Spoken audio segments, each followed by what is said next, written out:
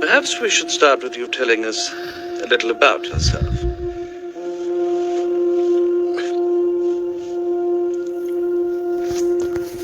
I like English cookery, English beer, French red wine, Spanish white wine, Indian tea, strong tobacco, coal fire, candlelight, and comfortable chairs.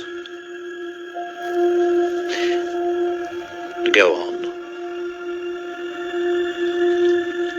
I dislike big towns, noise, the motor car, the radio, tinned food, and central heating.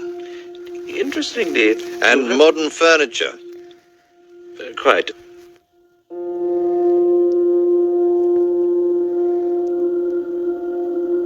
All writers are vain, selfish, and lazy.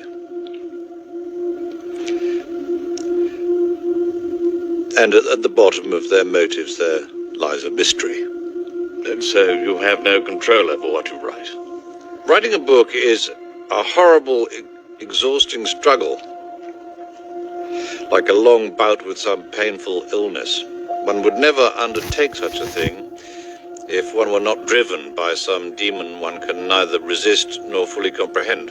1984, with its Thought Police, Room 101, and Big Brother, has given us a language with which we can defy oppression. What demon drove you to dream up 1984?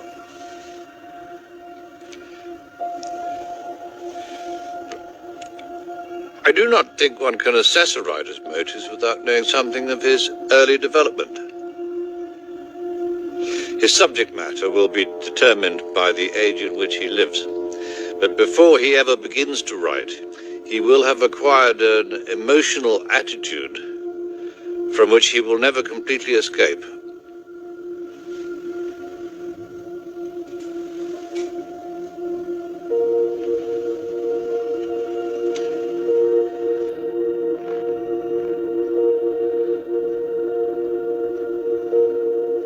From a very early age, perhaps the age of 5 or 6, I knew that when I grew up I should be a writer. Between the ages of about 17 and 24, in Burma, I tried to abandon this idea, but I did so in the consciousness that I was outraging my true nature, and that sooner or later I would have to settle down and write books. But at this stage you were still Eric Blair, and the brand of literature that you first attempted was the polar opposite of 1984. At that time, I wanted to write enormous naturalistic novels with unhappy endings, full of detailed descriptions and arresting similes, and also full of purple passages.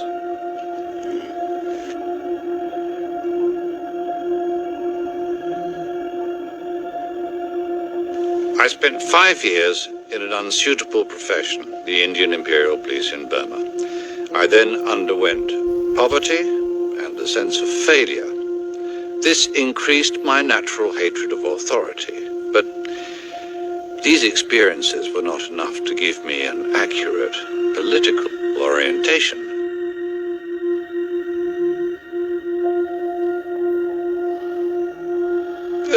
Using the word political in the widest possible sense, desire to push the world in a certain direction, to alter other people's idea of the kind of society they should strive after.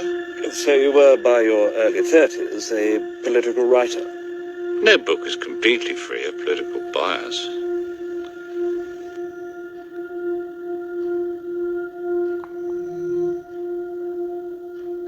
The Spanish War turned the scale, and thereafter I knew where I stood. Every line of serious work that I've written since 1936 has been written, directly or indirectly, against totalitarianism. In a more peaceful age, I might have written ornate or merely descriptive books. As it is, I've been forced into becoming a sort of pamphleteer.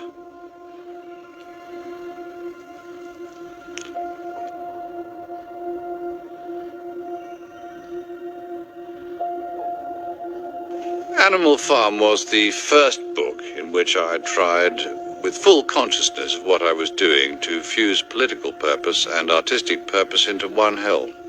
Some say politics has no place in art. The opinion that art should have nothing to do with politics is itself a political attitude. What I most wanted was to turn political writing into an art.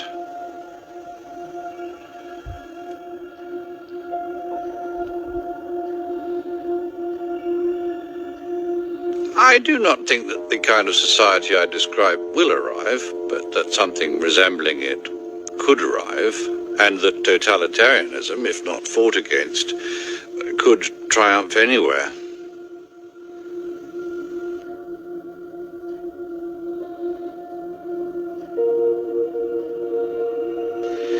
I think that allowing for the book being, after all, a parody, something like 1984 could actually happen. This is the direction the world is going in at the present time. In our world, there will be no emotions except fear, rage, triumph, and self-abasement.